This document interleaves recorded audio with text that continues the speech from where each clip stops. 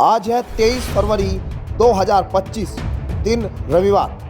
News 80 पर UP की सुर्खियों में आपका स्वागत है। चलिए देखते हैं यूपी की 15 खबरें फटाफट अंदाज में।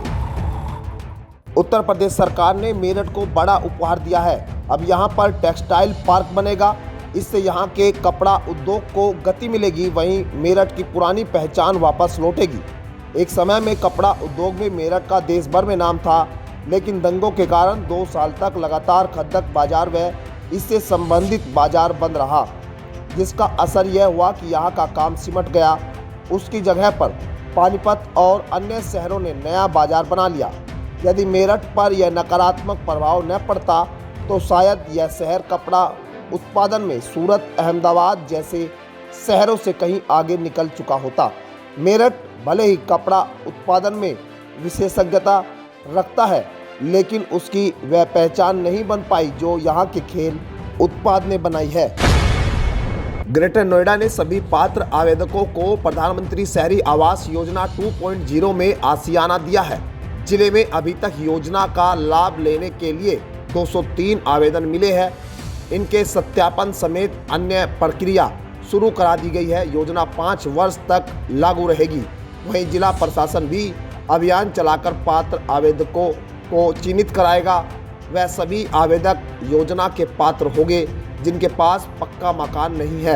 आवेदन फार्म में जिस जमीन पर आवास बनवाना है उसके कागजात भी लगाने होंगे। वहीं प्रभारी परियोजना अधिकारी डूडा वेद प्रकाश के मुताबिक शासन के निर्देश पर जिले में प्रधानमंत्री शहरी आवास योजना 2.0 लागू कर दी गई है। बताया जा रहा है कि पोर्टल पर ऑनलाइन माध्यम से आवेदन किए जा रहे हैं। लखनऊ मेट्रो के विस्तार के लिए बजट में योगी सरकार ने बड़ा ऐलान किया है। बजट में 100 करोड़ रुपए लखनऊ मेट्रो के विस्तार के लिए मिले हैं। Uttar Pradesh metro rail corporation जल्द ही लखनऊ में मेट्रो के फेज 2 का निर्माण कार्य शुरू करेगा। केंद्र सरकार की सहमति का इंतजार किया जा रहा है। दूसरे फेज का निर्माण कार्य 3 महीने के भीतर शुरू होने की उम्मीद है। मेट्रो के सेकंड फेज निर्माण की मंजूरी मिल चुकी है। इसके तहत चारबाग से बसंत कुंज तक मेट्रो फर्राटा भरती हुई नजर आएगी। बजट में पैसा मिलने के बाद काम और रफ्तार पकड़ेगा। लखनऊ मेट्रो फेज 2 में कुल 12 स्टेशन होंगे। कुल 11.2 किलोमीटर की दूरी सभी स्टेशन तय करेंगे। इनमें 6.1 किलोमीटर में 7 अंडरग्राउंड स्टेशन बनेंगे, जबकि 5 एलिवेटेड स्टेशन 4.3 किलोमीटर के होंगे। गोरखपुर के कैंट थाने का जल्द ही नया पता होगा। लंबे समय से चल रही कवायद के बाद अब जिलाधिकारी ने कुल सचिव आवास के पास नजूल की 1.50 एकड़ भूमि को थाने के भवन के लिए आवंटित कर दिया है। वर्तमान में कैंट थाना दीवानी कचहरी के पास स्थित एक कपड़ैल भवन में संचालित हो रहा है, जहां समिति जगह और संसाधनों की कमी के कारण पुलिस कर्मियों और आगंतुकों को काफ़ी दिक्कतों का सामना करना पड़ता है। वर्तमान में कैंट थाने का भवन वर्षों पुराना और जर्जर हो चुका है। खासकर हाल ही में हुए सड़क चौड़ीकरण कार्य के दौरान थाना परिसर को और नुकसान पहुंचा है।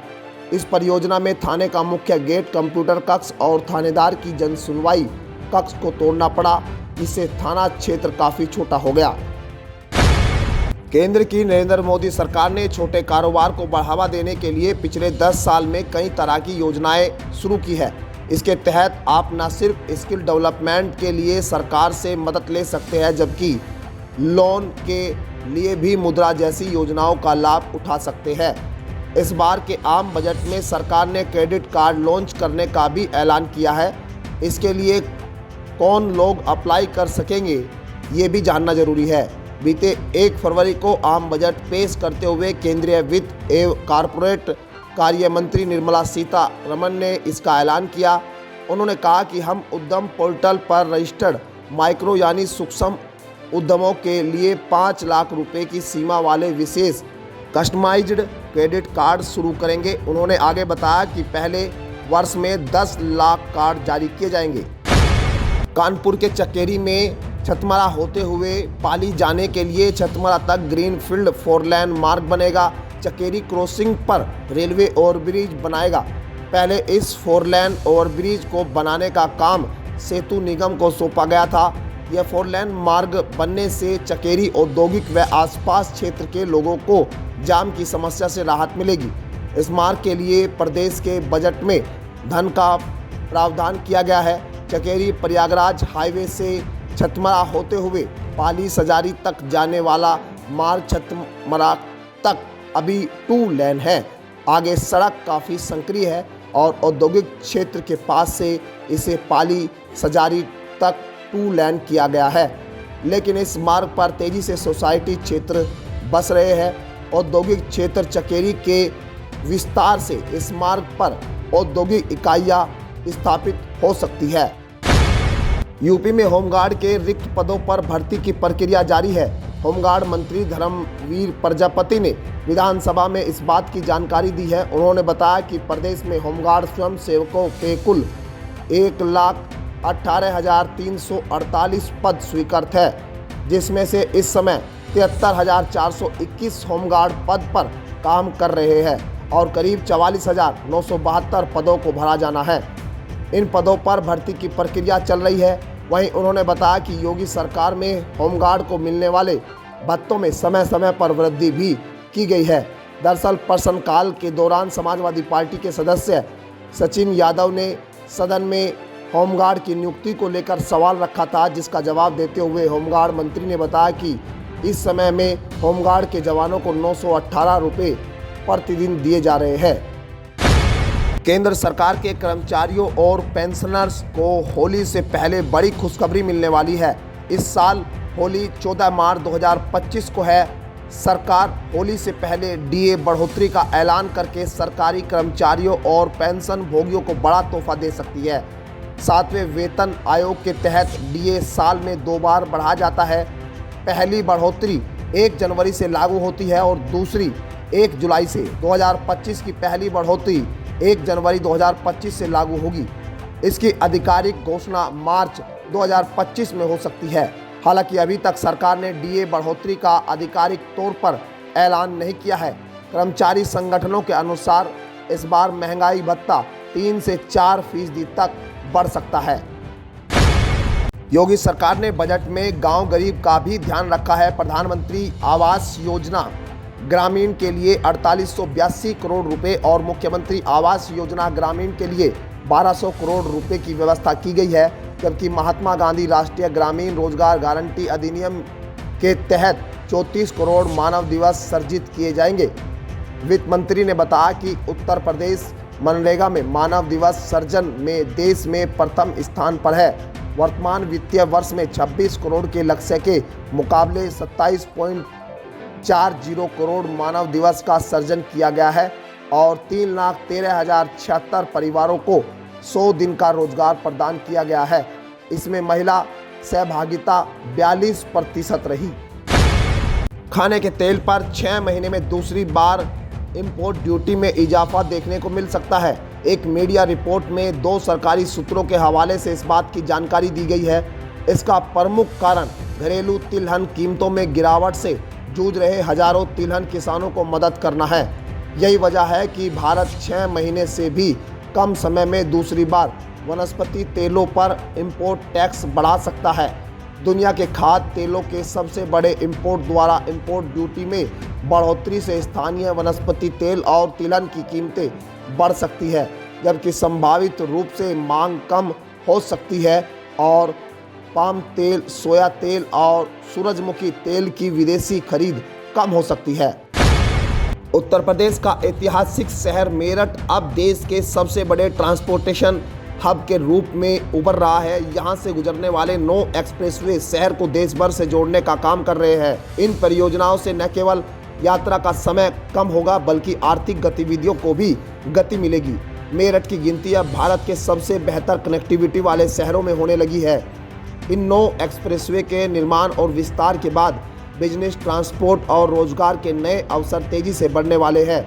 इन एक्सप्रेसवे के चलते यात्रियों को समय की भारी बचत होगी। मेरठ दिल्ली से बेहद करीब है, जिससे यह यात्रियों और व्यापारिक गतिविधियों के लिए आदर्श केंद्र बन गया है।